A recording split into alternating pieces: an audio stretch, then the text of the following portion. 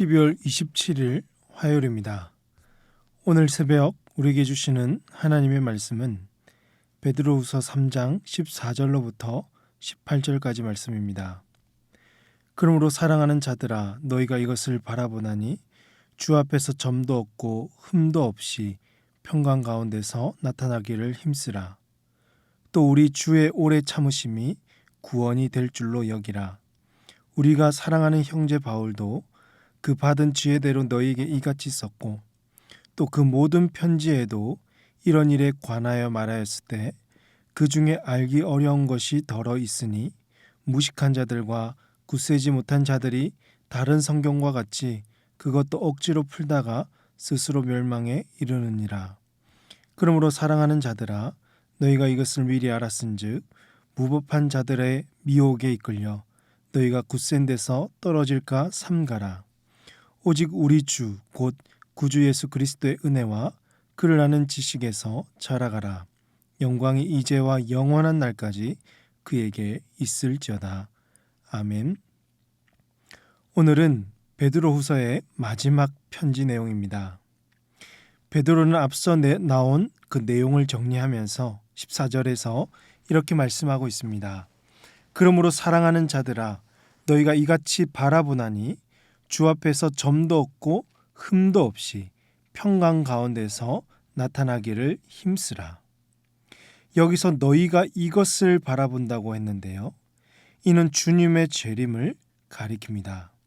모든 성도들은 주님의 재림을 기다리되 그 기다리는 자들의 모습은 점도 없고 흠도 없이 평강 가운데에서 기다려야 합니다. 즉 주님이 언제 재림하실지 모르는 상황에서 당장 내일이라도 오신다면 우리는 주님을 대면할 수 있는 이 온전한 상태에 머물러 있어야 한다는 것이죠.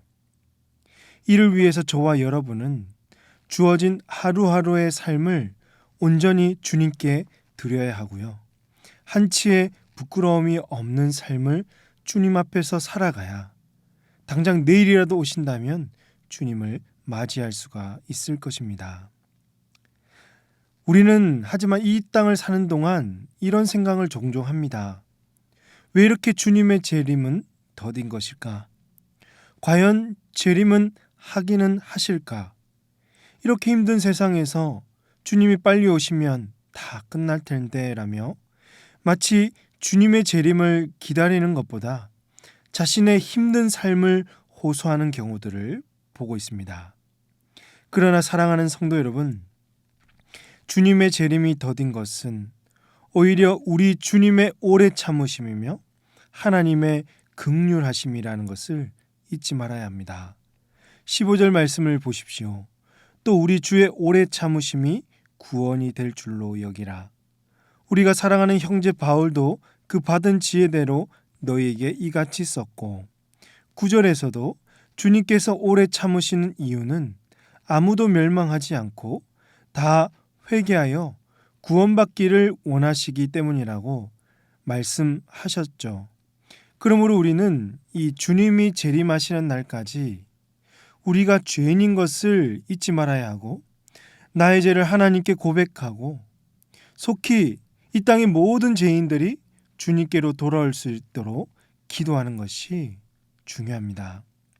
항상 주님께 나와서 이 죄인들이 마음을 돌이키고 회개하여서 순결한 주의 백성으로 살아갈 수 있도록 기도하시는 우리 모든 성도님들 되시기를 주님의 이름으로 축복합니다. 이제 이어지는 9절에서 마지막으로 베드로는 성도들에게 두 가지를 권면하고 있습니다.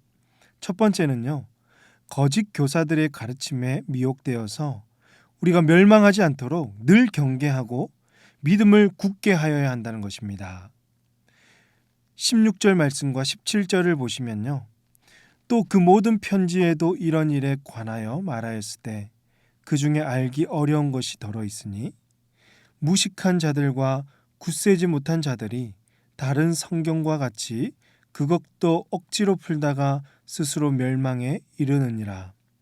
그러므로 사랑하는 자들아 너희가 이것을 미리 알았은즉 무법한 자들의 미혹에 이끌려 너희가 굳센 데서 떨어질까 삼가라라고 했습니다.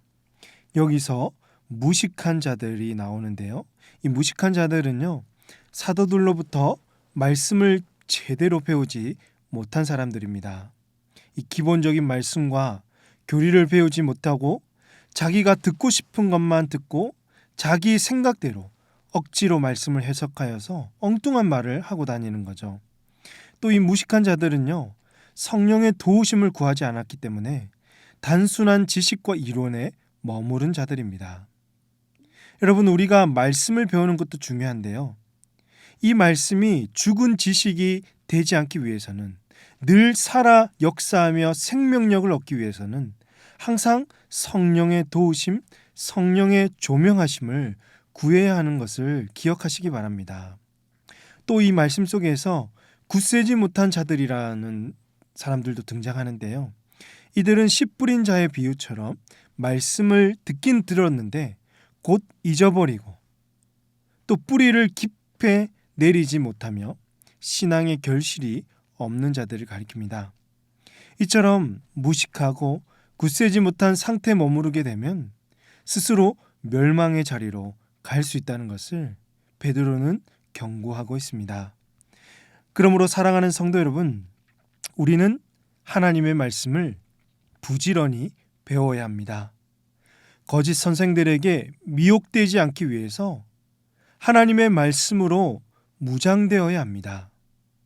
또 말씀을 좀 안다고 머리만 커져가거나 또 이론에 머무르는 지식이 되지 않도록 늘 성령님의 도우심을 구하며 기도해야 합니다.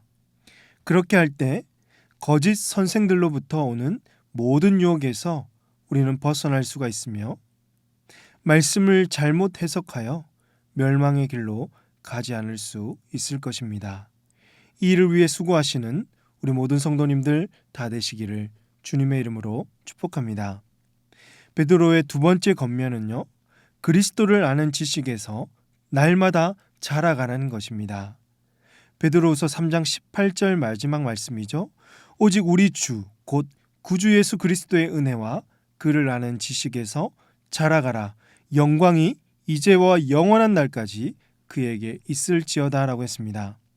우리의 신앙 목표는 주님을 영접하고 또 구원받고 복받는 일이 전부가 되어서는 안 됩니다. 거기서 만족해서는 안 됩니다.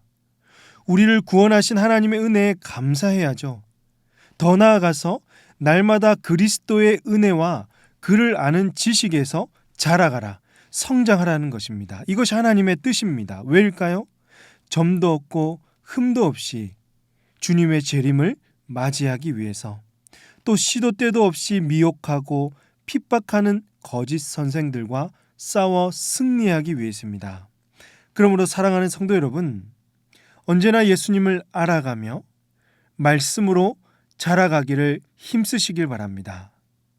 주님이 다시 오시는 그날까지 예수님을 닮아가고 장성한 분량에 이르러서 우리 모두가 주님을 기쁘게 맞이하며 마라나타 찬양과 영광을 돌릴 수 있는 우리 모든 복된 성도님들 다 되시기를 주님의 이름으로 축복합니다. 기도하시겠습니다. 하나님 아버지, 오늘도 주님 존전에 나와서 깨어 기도하게 하시니 감사합니다. 다양한 모습, 다양한 길로 우리에게 찾아오는 이 거짓 선생들의 미혹에 빠지지 않도록 늘 깨어 기도하게 하시고 성령님의 도우심을 구하며 하나님의 말씀으로 무장되게 하여 주시옵소서. 주님 재림하시는 그날까지 우리 예수님을 더 깊이 알아가고 우리의 영혼이 더 풍성하게 자라갈 수 있도록 은혜를 베풀어 주시옵소서. 예수님의 이름으로 기도하옵나이다. 아멘. 오늘 말씀을 기억하시며 기도하시고 주간 기도 제목에 따라서 환우와 성김 사역을 위해서 기도하겠습니다. 최근에 여러 가지 암 수술과 시술하신 우리 모든 성도님들, 오랫동안 입원하시고 요양병원에서 치료 중이신 성도님들의 안전과 건강을 지켜달라고, 또 여러분이 하시는 이 긴급한 한우들을 놓고 기도해 주시기 바랍니다. 또 우리 교회 내 사회봉사 사역과 모든 성김 사역을 통해서 우리 주변의 이웃들에게 예수님의 사랑과 복음을 증거할 수 있는 은혜의 통로가 될 수 있도록 이 시간에 기도하도록 하겠습니다. 기도하십니다.